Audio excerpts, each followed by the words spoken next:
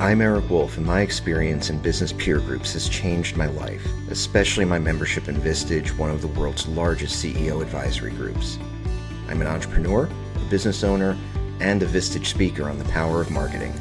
This podcast is dedicated to the people who make those experiences possible, the peer group chairs. Every episode, I interview a Vistage Chair who has dedicated their time to helping entrepreneurs like me succeed. Welcome to Chair Waves. My guest today is Matt Doherty. Matt, welcome. Thank you, Eric. Appreciate you having me on. Matt is a Vistage Chair hailing from the great state of North Carolina, the Charlotte area. And we're going to go ahead and get this out of the way because we have to talk about it. You know we have to talk about it. You are a college basketball champion. That's right. And you played at UNC with Michael Jordan, who I'm told was pretty good. Yeah, he was okay. And then he came to Carolina, and I took him under my wing, Eric. And like I do my Vistage members, you know, it's like I should have written the book Good to Great. Jim Collins stole the line. I took Michael from good to great. I take my Vistage clients from good to great. It's just how I roll. What was that experience like? Obviously, I'm sure that you guys all knew at the time that Michael was a hell of a basketball player, but I'm not sure that anybody in the early 80s was saying, oh yeah, he's going to be one of the greatest, if not the greatest, to ever play the game. But what was that whole experience like, playing on a championship team with Dean Smith and with Michael Jordan? There were quite a number of great players on that team. Not to diminish your contribution. No. Listen, I was blessed to have played at the University of North Carolina for Dean Smith, a legendary coach, and play with great players. And when Michael was a freshman, I was a sophomore. The best player on our team that year was James Worthy, who was a junior. James went on to play for the Lakers and won 3 championships. Heck of a career. With Magic Johnson, Hall of Fame player. And Sam Perkins was a 3-time All-American on that roster. So Michael was, as a freshman, probably the 3rd most talented player early in that freshman year. And then at the end, he, certainly blossomed. But we had great players in Sam Perkins and James Worthy. And then throughout my 4 years and Michael's 3, we also had Brad Doherty, who was an NBA All-Star with the Cleveland Cavaliers, and Kenny Smith, who was with the Houston Rockets. Kenny's now on now it's ESPN, but he's on the show with Charles Barkley and Shaquille O'Neal and Ernie Johnson. I reference the things I learned by playing basketball at North Carolina probably more now as an executive coach at Vistage than I did as a college basketball coach, because I talk a lot about call it the organizational triangle. Every organization is made up of talent at the top of the triangle, systems and culture at the base of it. And the better your systems, the better your culture, the better talent you'll attract, the better the talent will perform, and the better talent you'll retain. And when I came up with that kind of configuration and philosophy, I thought of Dean Smith. He had great talent. We just named the great players that he had. He coached there about 36 years and had multiple All-Americans and NBA All-Stars. But he had a system that was high-level, elite. A lot of people try to copy it. Offensive and defensive systems, how to watch film, how to meet, how to practice, and yet the culture is the most important. And I talk about culture is king, where you can have great talent, great systems, but if you don't have a good culture, nothing else matters. And conversely, in sports especially, we've seen teams that have, good talent, not elite, good systems, not elite, but elite cultures, and they win. And so I draw upon those teams and my experiences playing for Dean Smith all the time when I teach and coach my Vistage members. When you're and let's actually we should kind of continue that train of thought for a little bit. Tell me about what your career was like after college, Sure. and obviously, after your career as an athlete was over. Sure. What was your path? Well, my path, I wanted to play in the NBA. I started 3 years at North Carolina, and most players that start at North Carolina are have a chance of playing in the NBA. And I got cut by the Cleveland Cavaliers. And it was devastating for me that my career was over at, I think, the age of 22, something like that. Very, very devastating. I always had a backup plan, which I don't know if that's necessarily good sometimes. And it was to work on Wall Street. And so I had a summer job, internship one summer during college to work on Wall Street. There was a legendary player at North Carolina who was very successful on Wall Street, a guy named Tommy Kearns. And I thought, well, that'd be pretty cool to follow in his footsteps. And so I went and worked on Wall Street. And I just realized that I didn't like selling bond yields. I liked sports more. Yeah. And Well, someone's got to do it. The bond yields aren't going to sell themselves. yeah, so I just bond yields didn't excite me. So one day I tapped my boss on the shoulder and said, I'm leaving. And he asked me what time I was coming back. And I said, no, I'm leaving. I'm out. And I moved to North Carolina thinking I would get into real estate business. And kind of same thing. It's just a tangible object versus an intangible object in terms of real estate versus bonds. And I was blessed that a guy I worked for part-time, ironically, is Drake May's grandfather. All right, the quarterback for the New England Patriots. His grandfather had a search firm and let me work part-time for him, while also he had an AAU basketball team, and I coached his 8th grade team. And that's when I fell in love with coaching. And by the way, I was also doing the radio at Davidson College. They had a coaching change and hired Bob McKillop, legendary coach. All right, Bob was my high school coach my first 2 years in high school. So Bob then hired me at Davidson, and that set me on my path of coaching college basketball. Very cool. Yeah, so sometimes it comes down to relationships, Eric. It comes down to putting yourself in position. If I didn't quit my job 11 years later, I was the head coach at Notre Dame.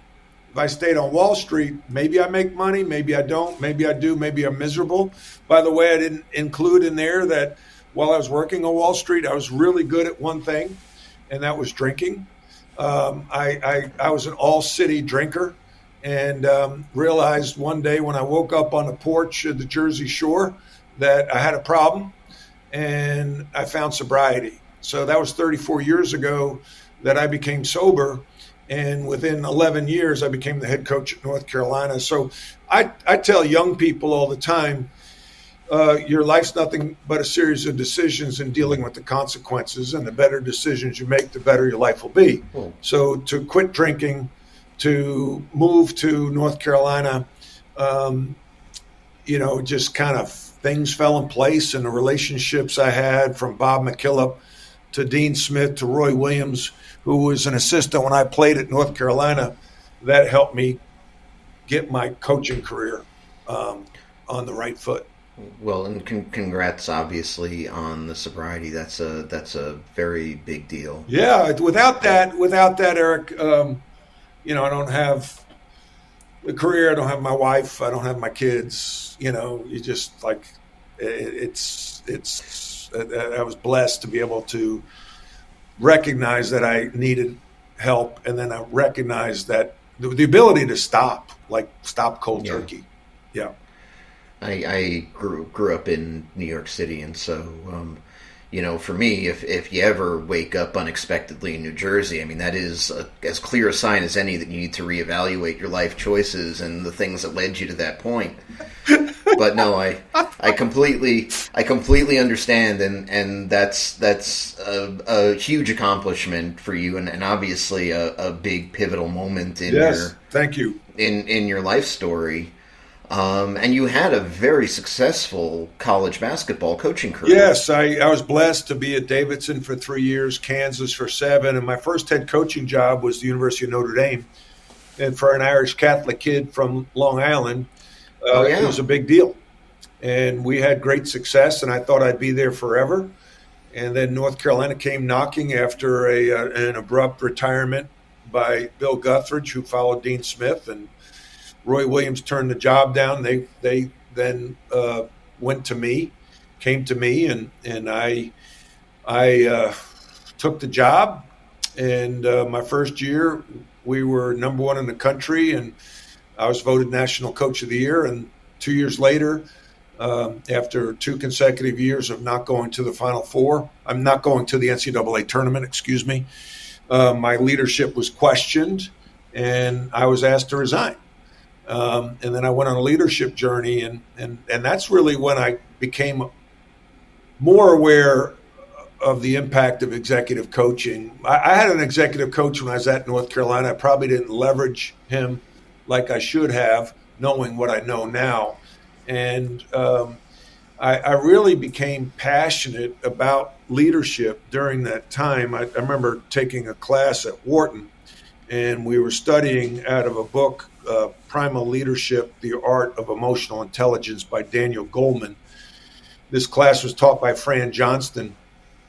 And the first time I ever heard, this is 2003, I ever heard about emotional intelligence. And after class, I went up to Fran and introduced myself, and she was aware of who I was and being in the class. And she then just offered to be my executive coach. So she was in Philly and I was in Charlotte at the time. I would fly to Philadelphia once a month on my own dime to meet with her face to face, fly up in the morning, fly home in the evening. And reading that book, The Art of Emotional Intelligence, Eric, it stated in the book that leadership is a learned behavior. And that was the most exciting thing I ever read in my life. And it gave me hope that I too can be a leader, a good leader, because my leadership was questioned publicly. I mean, I was the head coach of the University of North Carolina. Then, you could say it's the number 1 athletic program in all of sports, in our country at least. It's up there with the Lakers and the Knicks, certainly and the up there. Yankees, and I was the head coach, and so front page, my leadership was questioned, and I doubted myself. And when I read that, I got so excited that I wanted to learn as much as I could, and then I wanted to put those lessons to work again. That's why I went and coached again at FAU and then SMU, and got let go again, but it wasn't because of leadership; it was lack of winning. And then a couple things, try to find my next niche. I was 50 at the time. But in the back of my head, I always had executive coaching. And a friend of mine, Tim Condren, was a member of a Vistage group, introduced me to Vistage. And Dave Zerfoss, who's a master chair at Vistage, been one of the top chairs for a long, long time. I was introduced to David, and I ended up, after some time, reached out to Vistage and asked if I could be considered for a chair. And that's how that started. That was 5 years ago. That's quite a story. I want to ask you something, and to put you back in the position of being the head coach at North Carolina and being questioned the way that you were. if you had, I mean, so there's the one side of the story where you said, hey, I felt like, I needed to to rethink myself as a leader, but isn't there also a component where you'd been a successful coach and you had been hired by one of the great sports programs in the country to be a head coach? If you were your own Vistage member, talking to yourself in that moment, how would you have advised that person who clearly had the chops to be there, but for whatever reason it wasn't working out? Yeah. So if I was a Vistage Chair of myself at that time that I lost my job, what would I say? Yep. Yeah. Yes, there are different stages. I would have said maybe don't take the job. and then once you That's took fair the job, too. I would have said this: go slow with change, manage change slowly, and beware of the off the org chart power brokers. And then Dean Smith. I should have managed Coach Smith more. Even he wasn't technically on the org chart, but he was there in the building, and I remember he said to me, it's your job, run it, your program, run it how you see fit. And I think the building had his name on it too, though. Yes, and I took his word for it because I'm a literal person, and so but. Looking back, I really should have run the program through him and appeased him. And I didn't. And that was really, really, really looking back, short-sighted, lack of experience. And so when people,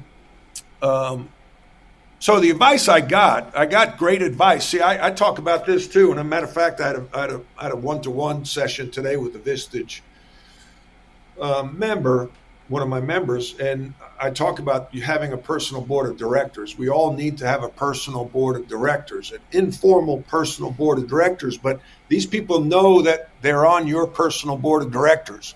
Mm-hmm. And this was a concept, introduced to me by a guy named Bob Bodine in Dallas. So at that time, I had, Dean Smith, Roy Williams, a couple other people. Well, I just lost my job at North Carolina, so kind of Roy Williams and Dean Smith, they were off my personal board of directors. John Black, who was a Carolina alum, my financial advisor in Charlotte, good friend still to this day, had gone through a similar experience when he was running a regional office for a financial advisory firm. And he said, take 2 years off and go on a leadership journey. Take 2 years off. Take a break. People are going to want to know what you learned from this experience, how you got better, and take a break. Take 2 years off. And he worked with a lady, Carol Weber, at the Darden School at UVA, was his executive coach. He met with her. So he introduced me to her. So I met with Carol Weber for half a day session. She did a coaching session with me. Then she allowed me to take her class. She and her husband, Jack Weber, taught a class, executive week class, a 1 week executive class at the Darden School. And I took the class. And that just got me so fired up about leadership. I get geeked out on leadership. And so then I took the other classes. One thing about me as a player, like if a coach said, hey, you need to work on your left hand, I'll work on my left hand to the point where it's like maybe better than my right hand. So when I was told, hey, you need to work on your leadership, I did 2 360s. I took 2 executive courses, one at Wharton, one at Darton. I worked with 3 executive coaches, Carol Weber, Fran Johnson, Jerry Bell. Like I soaked it all up. And You went for it. And I just like to learn, and I like to get better, and realize that there was a void. Like I needed to improve. I call it the art of coaching and the science of coaching. I was very good X and O wise as a coach. I needed to improve the art of coaching, which is the emotional intelligence part. And so that's where I spend a lot of my time. And then, fast forward. So your question, sorry for a long-winded answer, but what would you tell yourself? My friend John Black told me what I needed to hear, which was basically go on a leadership journey, study leadership. As somebody who clearly doesn't do anything halfway, you came into Vistage, and you did obviously the Chair Academy and all of the things that. As somebody who is clearly a bust down the door kind of person, what was your journey like after Chair Academy when you actually started your first group? Yeah, good question. I recruit. Like I like to recruit as a college basketball coach. Like, by the way, I've talked, ironically now, Kevin Lubers, who is, I forget, his title, but he's a senior VP with Vistage, former basketball coach, right? Like I've recommended several basketball coaches to become chairs because it fits. You got to recruit talent. And by the way, backing up, I'll mention this later. So I get into become, Chair Academy, and I have great people. There were some great people training us, and I studied it. I was told, by Tim Gray, who was the regional director, who was a Carolina graduate, by the way, who loves basketball, and he would say, "Here's the expectation, what you could probably make at the end of year one." Blah, blah, blah. And I'm thinking, okay, I'll beat that. Like that's what I'm saying to myself. That was the bar. I'm like, okay, I can surpass that. But I had to start in COVID. That's tough. I've talked to a number of chairs who had the experience starting during COVID. So, we had to launch virtually. And I think my first, I forget what they call it when you kind of have your first coming out party. I think I had 28 people on the call, which was a lot from compared to others. So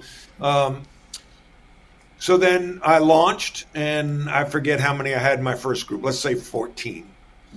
And then there was another chair who was a Carolina graduate who was stepping back into the business world, and he handed off 2 of his groups to me, a CE group and a key group. So I was very fortunate to inherit those groups and gave me a foundation to build, although sometimes inheriting groups is not always easy because, people are skeptical. They don't like change.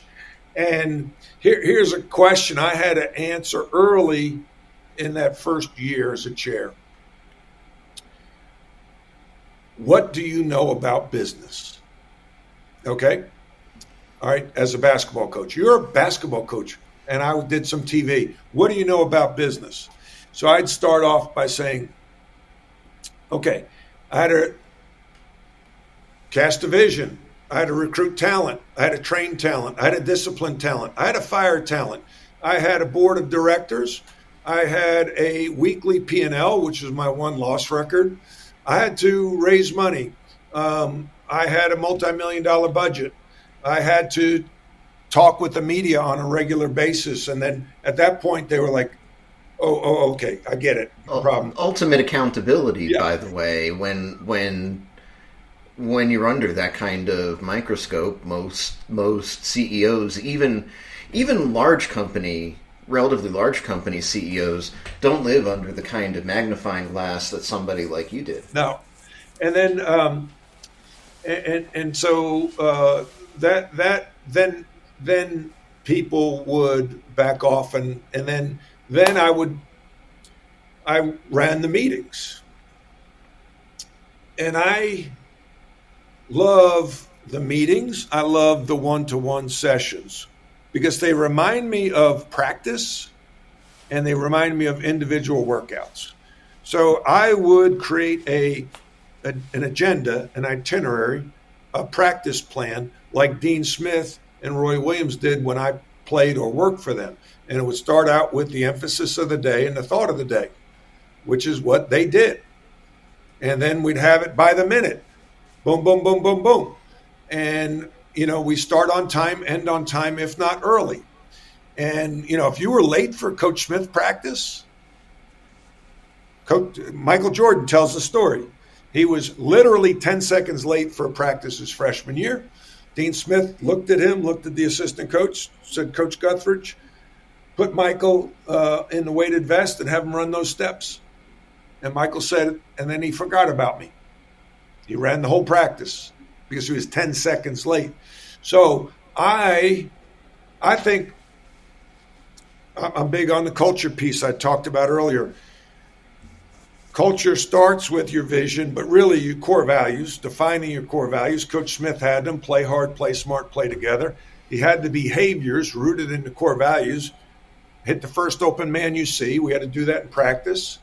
Sprint the floor, just repeat them. Now the challenge is accountability. And I think that's where a lot of business owners, CEOs, presidents struggle, is the accountability part. And Dean Smith had no problem. If I didn't throw you the ball, Eric, in practice and you were open, he'd blow the whistle and say, Matthew, why didn't you throw the ball to Eric? And I didn't have a good answer. So he'd say, all right, Matthew, his team on the baseline, and then we'd run a sprint. And my teammates would be yelling at me, right? The answer, by the way, is that Eric isn't as good at basketball as you are, but you were better off taking the shot. Well, one time I tried to kind of tell him that. I did. I said to him, I guess I always had an answer. And it was ironically Brad Doherty, who turned out to be an All-American, was a freshman, a 16-year-old freshman. And Brad was in the post, and I didn't throw it to him. And he blew the whistle, and he came over. How come you didn't throw the ball to Brad? And I'm like, Brad drops the ball. Like, Brad doesn't catch the ball all the time. And he's like, he never cursed. He just said, let me worry about that. You throw the ball to Brad. Like, okay. Turns out Brad's first player picked in the draft, All-American, All-Star, the whole nine. Coach Smith knew what he was talking about. Real quick. Can I interrupt you? Can I interrupt you? I know I had a thought. The other thing about business, first of all, I'm a coach, right? I'm a facilitator. I'm not a consultant, all right? As chairs, we are facilitators. So my job is to facilitate a meeting and bring people together and get them to play together, like share ideas, share the ball, right? So, in your prep sheet you gave me, what kind of member am I looking for? What kind does well? It's a growth-minded team player. Somebody who doesn't have all the answers. Somebody who wants to get better, and somebody's willing to help a teammate. Because when you help a teammate, you really help yourself, and you help the group.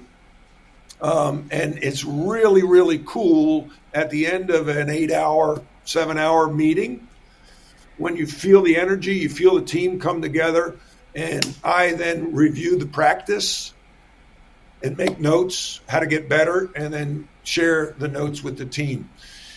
But the other thing I wanted to add earlier, when I was talking about, is a basketball coach does he know how to run a business? And I feel the answer is yes. The other thing that a basketball coach, especially my position as following Bill Guthridge and Dean Smith at North Carolina,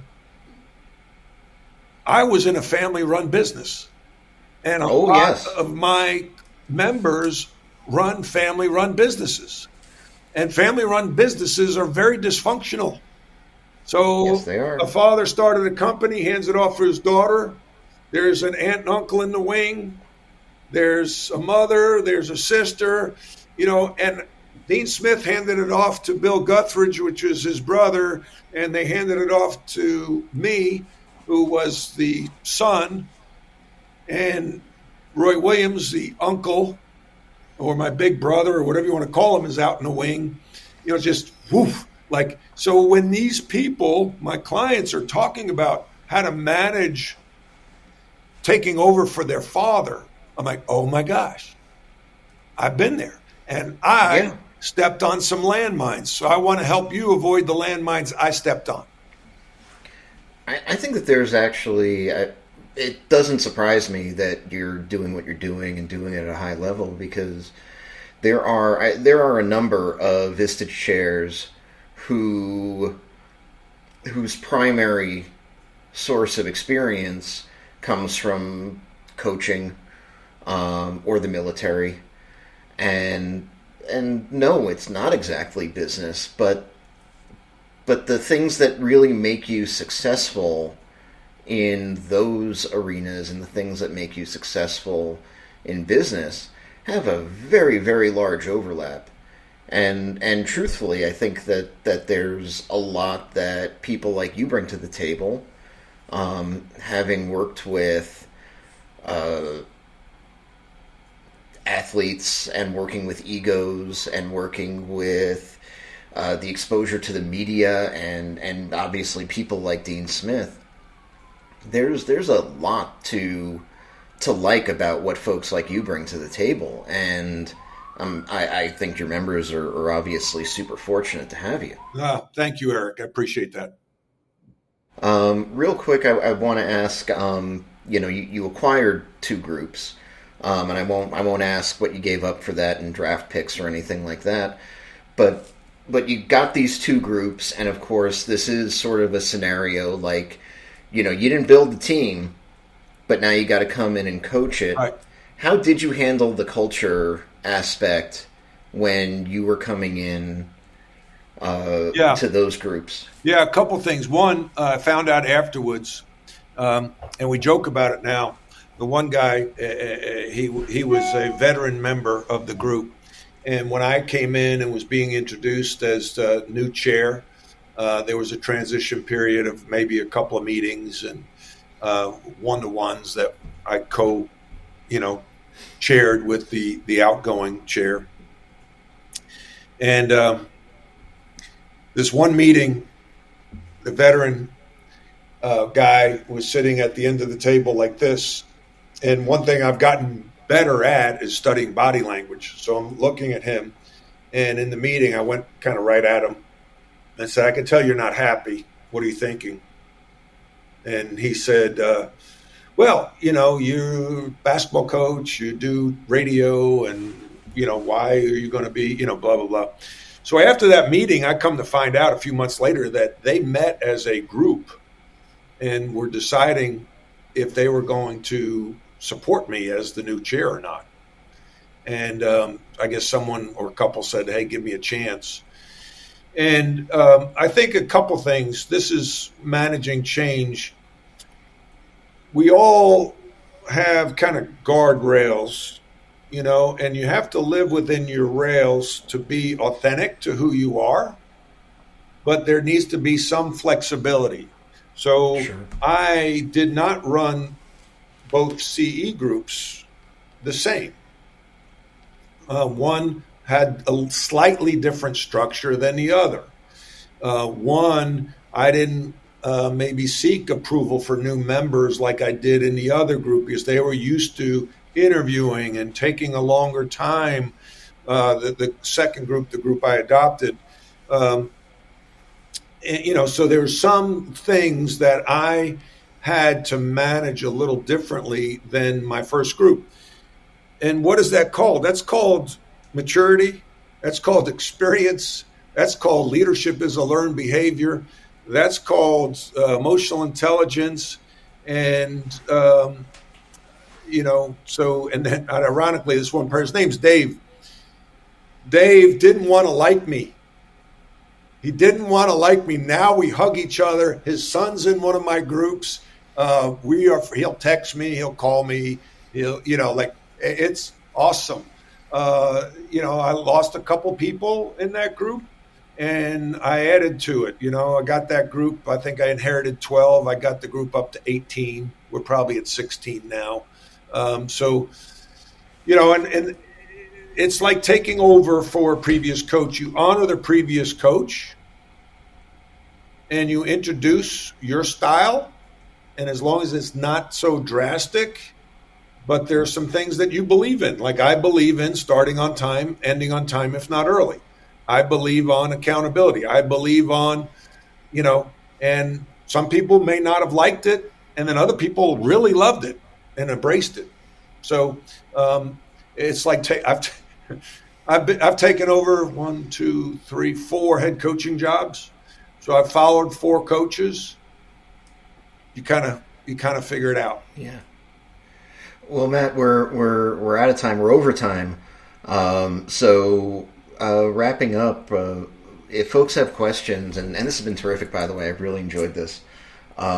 If folks have questions about your Vistage groups, if they have questions about what a basketball coach knows about business, or what it's like hanging out with Michael Jordan, or what you do if you wake up in New Jersey, what's the best way to get in touch with you? How do you want people to reach out? The easiest way, just because it includes my name, is just go to matt@dohertycoaching.com.